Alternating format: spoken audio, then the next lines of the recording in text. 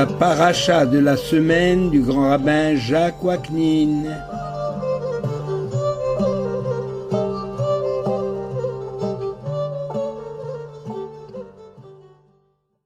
Chers amis, bonjour.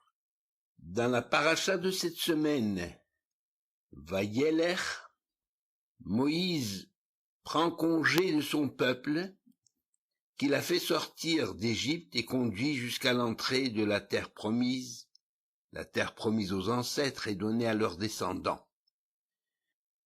La paracha commence par le verbe aller. Moïse alla et adressa ses paroles à tout Israël. Vaidaber et advarim vayelech Moshe vaidaber et kol advarim ha'elel kol Israël. La Torah aurait pu écrire Moïse s'est adressé aux enfants d'Israël. Mais que signifie ici ce verbe aller? Avant de quitter ce monde, Moïse a tenu à rappeler l'esprit qui doit présider dans toute vie de l'individu juif, à savoir ne jamais s'arrêter en chemin, dans tous les domaines, mais surtout dans celui du progrès spirituel. Déjà dans le livre de la Genèse, l'Éternel avait intimé l'ordre à Abraham, lui avait dit d'intimer cet ordre si significatif en disant « Lech lecha » va, marche. Jusqu'à la fin de sa carrière terrestre, Abraham n'a cessé de marcher, d'évoluer. Il quitte sa patrie, son lieu de naissance, pour se rendre dans une terre nouvelle qu'il ne connaît pas. Dieu lui promet une grande descendance alors qu'il n'a pas d'enfant, et quand son fils unique grandit, lui demande de le sacrifier. Abraham n'hésite pas un seul instant. Toute sa carrière a été justement d'avancer. Et la carrière de Moïse s'achève, elle aussi, sur ce même verbe significatif, aller. Et Moshe alla et adressa ses paroles à tout Israël. La marche, au sens propre et au figuré, va caractériser le destin du peuple juif. Les nations ne s'y sont pas trompées lorsqu'elles ont, sans en saisir le sens profond, lorsqu'elles ont attribué aux enfants d'Israël le qualificatif de juifs errants. Au moment où une nouvelle histoire va commencer avec le départ de Moïse et l'installation dans le pays, la Torah nous rappelle qu'à l'exemple de notre guide suprême, nous ne devons jamais arrêter de progresser dans la vie. En effet, Moïse a atteint le plus haut niveau spirituel qu'un homme puisse atteindre. Dieu lui parlait face à face, et pourtant, même arrivé au dernier jour de sa vie, il avançait encore. Vayelech Moshe, et le Moïse alla. Comme l'écrit le Rav Gershon dans son livre Imre Cohen, que ce soit sur le plan collectif ou sur le plan individuel, le plus grand danger est de se contenter du niveau spirituel que l'on a atteint. Le slogan populaire, ça c'est la fin de citation, le slogan populaire, bien connu, qui n'avance pas recule, reflète bien cette philosophie juive contre l'immobilisme, quel que soit le domaine. À toutes les époques, même les plus sombres, la vie du peuple juif a été une illustration de cette philosophie. Le peuple juif ne désespère jamais, même après la plus grande catastrophe, même après la Shoah, il se remet en marche. Lorsque Moïse s'adresse à Yoshua, à Josué, aux yeux de tout l'Israël, en lui disant « Sois fort et sois ferme, car toi tu viendras avec ce peuple-ci vers le pays que Dieu a juré de donner à leur père », Rachi commente ainsi ce verset. Moïse dit à Josué « Les anciens de cette génération seront avec toi, et tout sera fait selon leur avis et leurs conseils. » Mais le saint béni soit-il n'est pas tout à fait d'accord avec cette façon de voir les choses, car il dit à Josué, et c'est écrit dans la Torah, ta vo et ta âme, tu viendras avec le peuple. Mais Dieu lui dit ta vie et ta âme, c'est toi qui feras venir le peuple contre leur gré si nécessaire. Cela ne dépend que de toi. Il ne peut y avoir qu'un chef par génération, pas deux. De ce Rachi, c'est ce qui est écrit dans le traité de Sanhédrin, de ce Rachi se dégage une grande leçon au niveau du comportement du chef, qui doit écouter ses conseillers, les anciens, mais en dernier ressort, la décision finale relève de sa seule responsabilité. Il en est ainsi dans la vie de l'individu, à qui il arrive souvent de se décharger sur d'autres de certaines tâches, mais il est un domaine, ou de certaines fautes aussi, mais il est un domaine où il est le seul responsable, sans que personne ne puisse se substituer à lui, c'est le domaine de la teshuva. En effet, la teshuva n'est possible, et il n'est possible de faire porter, il n'est pas toujours possible de faire porter la responsabilité de notre action sur quelqu'un d'autre, comme cela s'est passé dans le Gan Eden. Lorsque Dieu demande à Adam s'il a mangé de l'arbre défendu, il lui répond en rejetant la faute sur Chava, sur sa femme, et à la limite sur Dieu lui-même, puisqu'il dit « Haïcha Shenatata » il m'a dit, « La femme que tu m'as donnée, c'est elle qui m'a incité. » Sous-entendu, si tu ne m'avais pas donné de femme, je n'aurais pas fauté. Quant à Chava, elle n'a rien trouvé de mieux que d'accuser le serpent. Mais Dieu ne l'entend pas de cette oreille et il condamne chacun à son niveau. La teshuva, la paracha Vayeler, est lue généralement entre Rosh Hashanah et Kippour, car elle fait allusion à la teshuva, à la nécessité d'aller de l'avant après avoir apporté une amélioration à notre comportement. La teshuva est un mot galvaudé et souvent mal interprété. Certains jeunes, par exemple, pensent avoir opéré une révolution dans leur vie spirituelle en adoptant un nouveau look, en laissant pousser des péotes, c'est-à-dire des petites boucles autour de l'oreille, ou en arborant ostensiblement des tzitzit par-dessus les pantalons. Le domaine de la teshuva est beaucoup plus étendu et concerne pratiquants et moins pratiquants. La teshuva véritable touche davantage à tous les défauts humains qu'il faut éviter ou transformer en qualité. La colère, la cupidité, la convoitise, la jalousie, la malhonnêteté, la haine gratuite, le colportage, la médisance. La liste serait trop longue. La teshuva est essentiellement une affaire intérieure à l'être humain, au niveau de sa conscience. Il est vrai que la teshuva peut être inspirée par un événement extérieur à l'individu. Il faut savoir que parmi les choses créées la veille du Shabbat, figure justement la teshuva.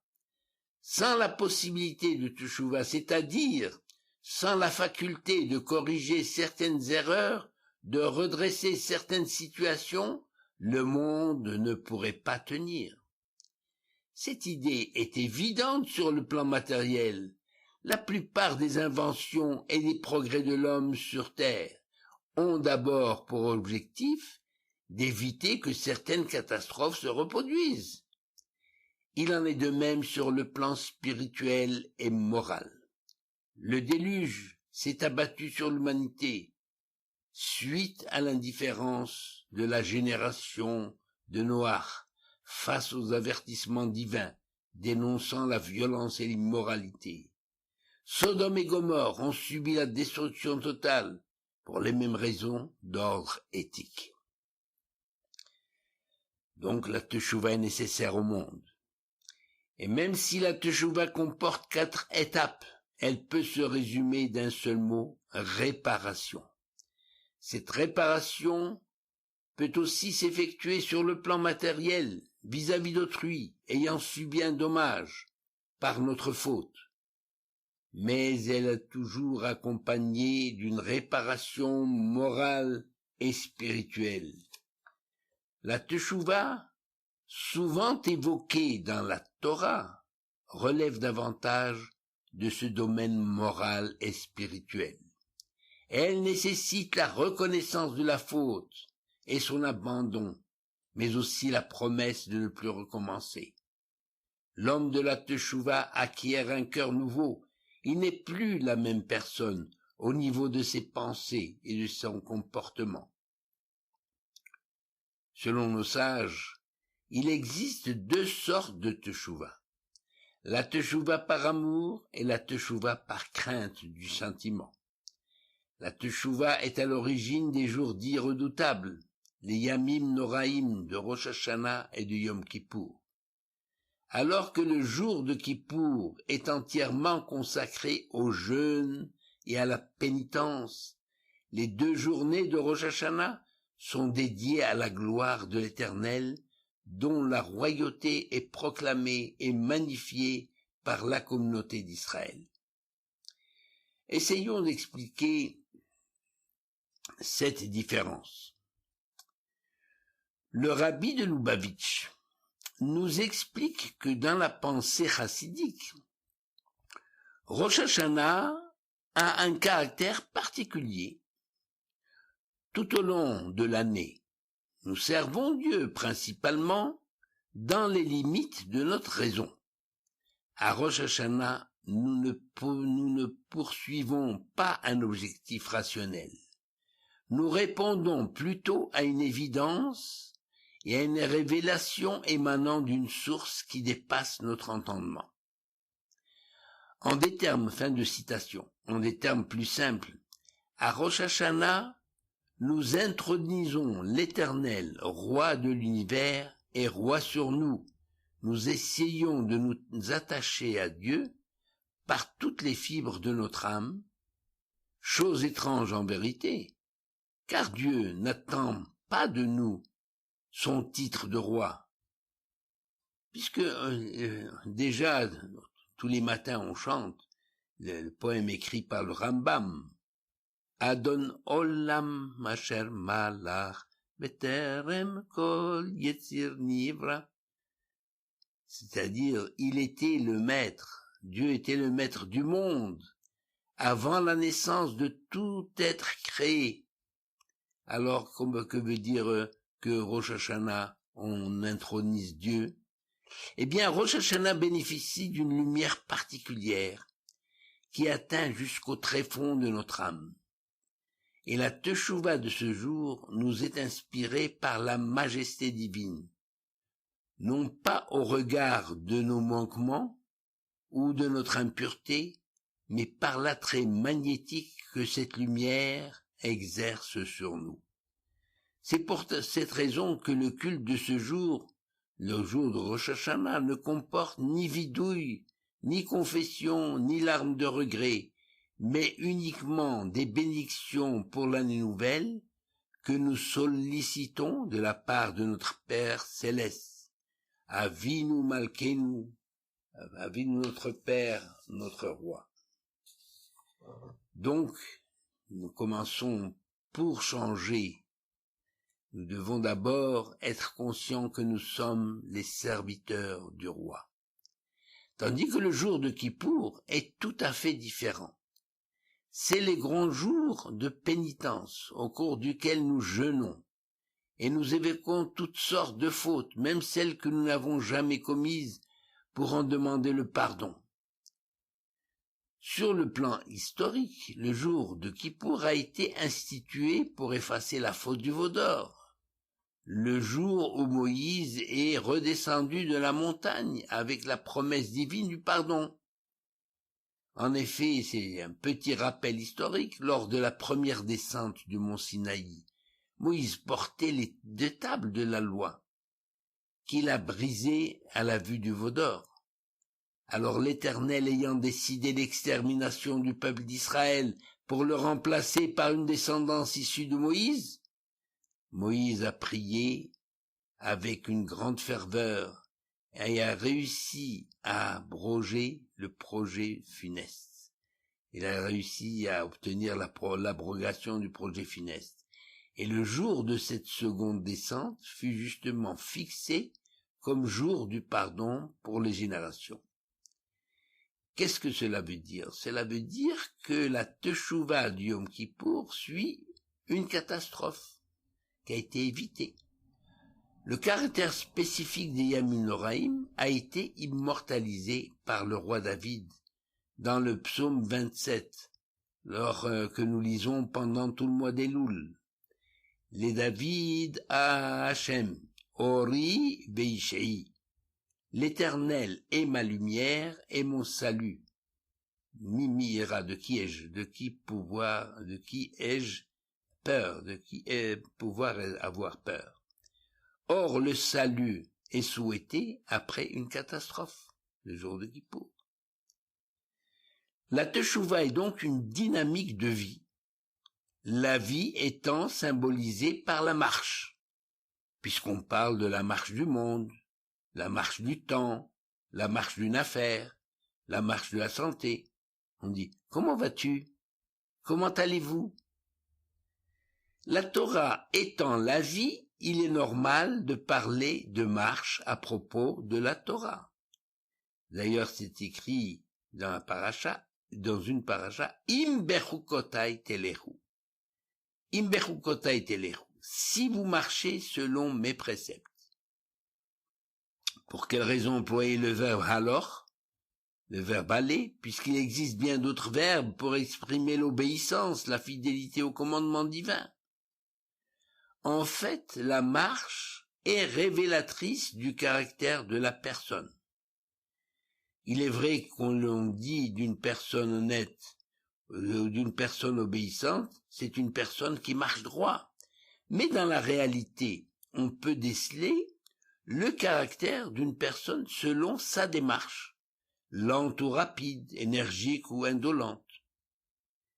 Et lors d'une consultation médicale, il arrive au médecin de se baser sur la démarche de son patient pour établir son diagnostic dans certaines maladies. Certains commentateurs disent d'ailleurs que la Torah écrit « Vayeler Moshe Moïse Allah », c'est uniquement pour nous révéler simplement que jusqu'à 120 ans, Moïse marchait encore d'un pas alerte comme un jeune homme. Le verbe alors, aller, est également une connotation d'exhortation. J'allais dire d'invitation, mais le mot est faible, il est vraiment d'exhortation, comme dans le psaume 95, où on dit « Lechu neranena l'Hachem ». Allons, glorifions l'Éternel. Ce psaume est repris dans le chant d'accueil du Shabbat. Lecha dodi likrat kala. Allons, mon ami, au devant du Shabbat, de la fiancée Shabbat. Et repris c'est inattendu, mais dans la Marseillaise. Qu'est-ce qui est écrit? Comment on chante la Marseillaise? Allons, enfants de la patrie. Allons, enfants. C'est peut-être, qui sait, peut-être une inspiration ici, de la paracha. Que signifie Vayeler et il alla? S'agit-il de remontrances que Moïse adressait aux enfants d'Israël et qui fut une cause de ces nombreuses remontrances et que Moïse a dû quitter les enfants d'Israël?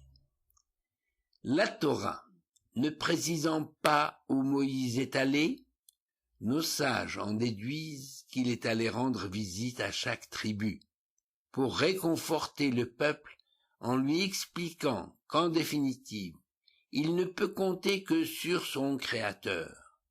Ein od milevado, il n'y a pas d'autre que lui. Pour donner de l'importance à cet enseignement, qui résume toute la relation entre l'homme et son Créateur, Moïse ne convoque pas le peuple comme il le faisait habituellement, il se déplace lui-même. Cette pratique est d'ailleurs familière dans les milieux des personnalités politiques.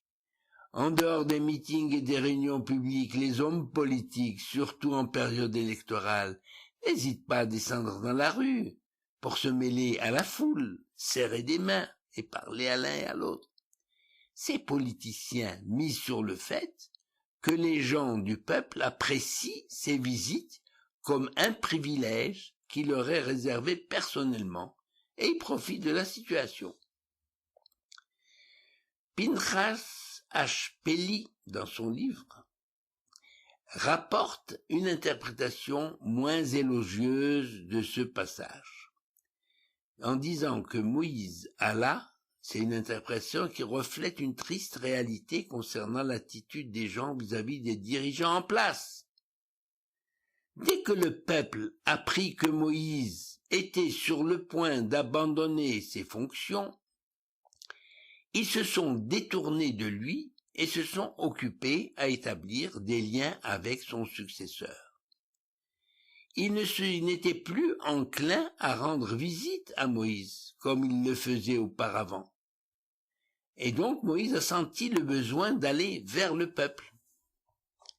Chers amis, j'ai connu un maire d'une grande ville, très entouré, très recherché, toujours honoré par la foule partout où il se trouvait, et qui du jour au lendemain s'est retrouvé tout seul dès qu'il a annoncé son intention de se retirer de la vie politique alors qu'il restait en fonction jusqu'aux élections. Même son chef de cabinet avait disparu. C'est comme des rats qui abandonnent le bateau, tout à coup. Cette interprétation, valable en politique, en tout cas, ne peut pas s'appliquer à Moïse, ni à ses successeurs, les rabbanim, dont le souvenir, après leur mort, demeure toujours, je veux dire même après leur mort, demeure toujours une bénédiction dans le cœur de leurs fidèles et de ceux qui ont bénéficié de leur lumière. La leçon ultime de la Torah, pour conclure, maintes fois répétée par Moshe Rabbeinu, Moïse notre maître, leçon qui a été retenue par le peuple d'Israël et qui a aidé Israël à surmonter toutes les épreuves et à traverser les siècles, se résume en une phrase que j'ai déjà citée. Ein od milevado. Il n'y a pas d'autre que lui pour résoudre tous nos problèmes. Il n'y a que Dieu pour résoudre tous nos problèmes et il n'y a personne d'autre. La foi en Dieu, la foi que Dieu seul est notre secours, notre salut et notre ultime recours est le véritable secret de la pérennité du peuple juif, une foi qui se traduit dans l'engagement d'aller de l'avant et de marcher selon les voies de la Torah. Gmar Chatima Tova. Soyez scellés dans le livre de la vie, dans le livre de la santé, du bonheur véritable. Bonne jeûne de Kippour et bonne prière. Shabbat Shalom.